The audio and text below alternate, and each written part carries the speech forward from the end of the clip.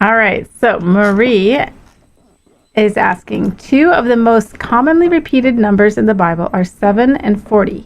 Besides, it rained 40 days and 40 nights. What are the other examples of the number 40? I am a big fan of numerology, the study of numbers, because there is so much meaning for just about every number in the Bible. So this is a great question, Marie. And let's dive into that. So the first instance of the number 40 is the one you quote about the 40 days of 40 nights of the raining. And there's going to be a consistent theme. We'll see that often the number 40 is associated with a trial or a test, a temptation, something like that, or just a rough period of time. Mm-hmm. Let's take a quick look, though. Interesting that some of the next times you see it, Genesis 25:20, it says Isaac was 40 years old when he took Rebekah as his wife. And then Genesis 26:34 says Esau, Isaac's son, eldest son, was 40 years old when he took as wives Judith and Beeri.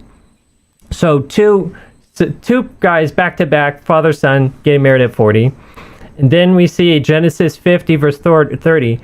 It's talking about Moses now, and Moses is very interesting. We see the number 40 all the time around Moses. So Genesis 50 verse 3. Oh, sorry. This is still talking about Jacob, I think, and his death. It says 40 days were required for him, for such are the days required for those who are embalmed. So Egyptians, they had this 40-day embalming process, which is interesting. And now let's talk about Moses. So let's back up or jump forward to the book of Acts and look at chapter 7. And it says, and Moses was learned in all the wisdom of the Egyptians and was mighty in his words and deeds. Now when he was 40 years old, it came into his heart to visit his brethren, the children of Israel. So Moses was growing up, getting trained by the Egyptians, and he was 40 years old when then he decided to go visit his fellow Israelites, and that's when he murdered the Egyptian who was roughing up an Israelite, and he then flees to the wilderness. He goes out into the land of Midian at 40 years old. Now we come to Acts 7 verses 29 to 30, and Wendy, would you like to read that? Sure. Then at this saying, Moses fled and became a dweller in the land of Midian, where he had 2 sons. And when 40 years had passed, an angel of the Lord appeared to him in a flame of fire in a bush in the wilderness of Mount Sinai. So Moses is in that wilderness for how many years? 30. When God presents himself in the bush. At 40 years. 40 years. So he flees at age 40. He then spends 40 years. God calls Moses now to go back to Egypt. And then we come to Exodus 24 and verse 18. And it says, so Moses went up into the midst of the cloud. So they've left Egypt. They're at Sinai. It says Moses went into the midst of the cloud and went up into the mountain. And Moses was in the mountain for how many days and nights? 40 days and nights. And then Exodus 34 verse 12. What was that? I'm sorry, I'm just saying 40. I'm answering your question. Oh, yes, thank you. And then Exodus 34 verse 28, talking about that same period. And this is notable. We'll talk about this later. Exodus 34 verse 28. So he was there, Moses, with the Lord 40 days and 40 nights. He did not eat and he did not drink during this time. And he wrote the tablets of the words of the covenant, the 10 commandments. So he's up there with God on Sinai for 40 days and 40 nights. He's not eating anything for this whole period of time. Then we come to Numbers 14:34. I'm running through these. It's so fascinating. Numbers 14:34. This is where we talk about how the spies of Israel went out for 40 days surveying the land of Canaan that they were about to go into.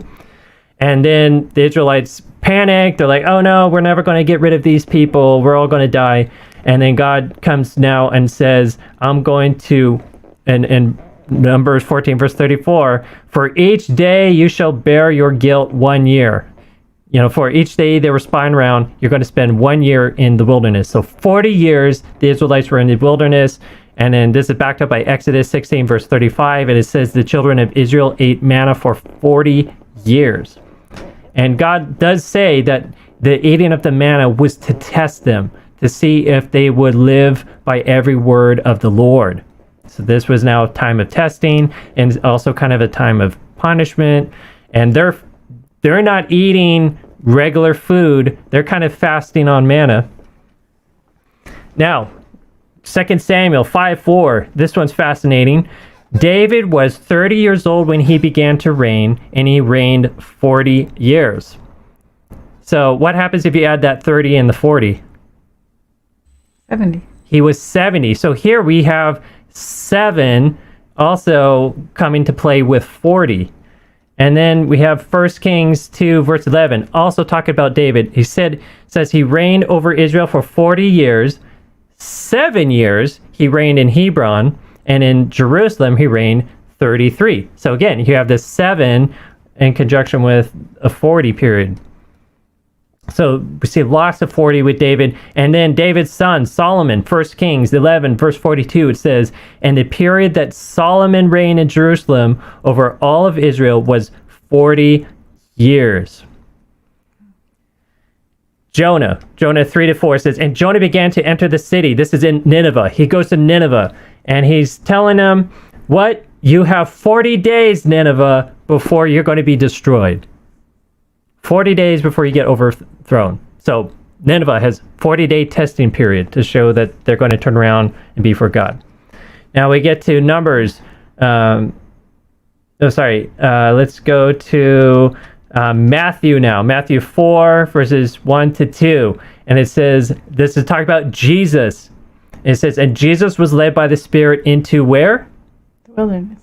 The wilderness to be tempted by the devil. And when he had fasted 40 days and 40 nights, afterward he was hungry. Who else was fasting for 40 days and 40 nights? Jesus. Besides Jesus, yeah. Moses. Yeah, so it's just fascinating how we see these numbers being used consistently and just keep reoccurring. So none of this is just by random chance. This is clear even by the stories of people's lives that God is causing things to be very symbolic, very purposive. And when Jesus goes out for 40 days and 40 nights, that's not just a random number. That's telling us this is a very important period, a time of testing, and he's going through same thing like Moses. He's almost saying here, I'm going to be a second Moses too. Mm-hmm. Or one greater than Moses. What are your thoughts, Tina? I've always been fascinated with numbers in the Bible as well. And I think 40 has really been overlooked at how significant it is. So I really appreciate this question. And honestly, when I think of 40, there's actually 2 thoughts that pop out to me as well. I'm sure there's probably even more 40 40s that you can think of in the Bible. But yes, I think of, 40 being the number of a generation. And, when Moses, it says in Numbers 32:13, basically because Israel sinned, and says in Numbers 32:13, it says, and the Lord's anger was kindled against Israel, and he made them wander in the wilderness 40 years until all that generation that had done evil in the sight of the Lord was consumed. And so it also reiterates this in Psalms chapter 95, verse 10, basically the same thought that 40 years, this wicked generation passed away. And so basically 40 years is always the time of, just kind of like you're saying, of trial, of hardship, but it's for something to come to its end.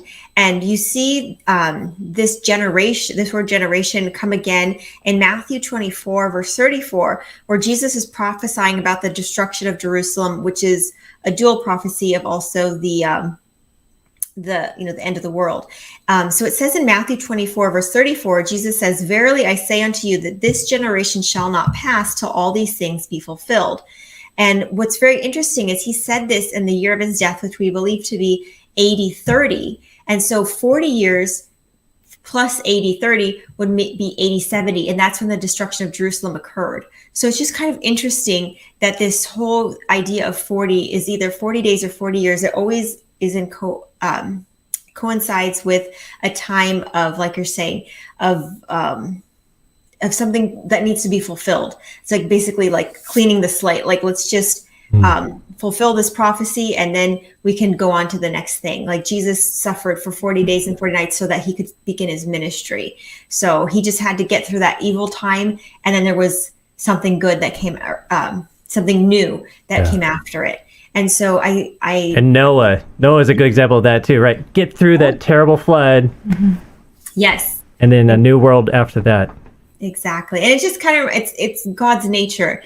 Like it says in the book of Psalms, tears may come for the night, but joy comes in the morning. So there's always hope. There's always, a new day. There's always, a second chance when it comes to God. And, there might be a time of trials that we have to go through, and it's hard, but don't lose hope, because there is something new. There is a new heaven and a new earth to look forward to. Like it says in Revelation, in Revelation 21 verse 4, it says, "For God shall wipe away all tears from their eyes, and there shall be no more death, neither sorrow nor crying, neither shall there be any more pain, for the former things have passed away." And so we can have that assurance of salvation, assurance of God's promise that all of these terrible things that we're going through now, they will have passed away one day very soon. So I just thank God that his promises are throughout the Bible, and they're consistent, and we can always rely on God and his word. Amen. Amen. That's so beautiful. Amen.